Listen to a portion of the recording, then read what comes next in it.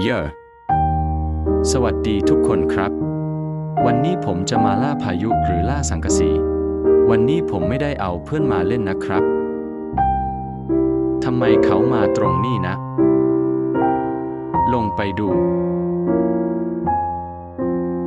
มีแค่ F0 นี่นะ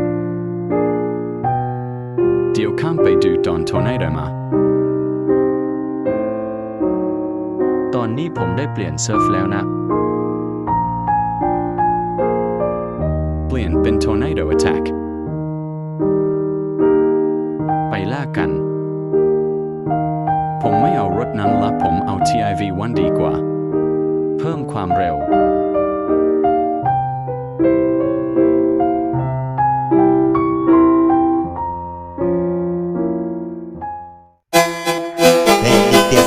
Solta a putaria, porra. Esse é o Henrique Santos que tá barulhando tudo. Sei muito bem dessa mina, a peça nós já conhece. Sei muito bem dessa mina, a peça nós já conhece. Ela pode na 17, pode na 17. Ela pode na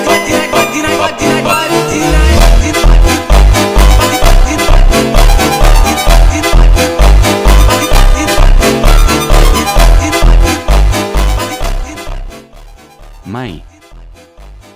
นะ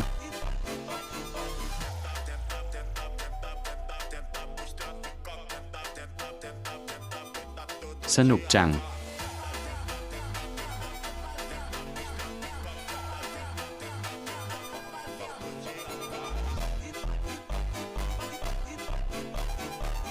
ef4 วันนี้ผมมีแค่นี้แหละ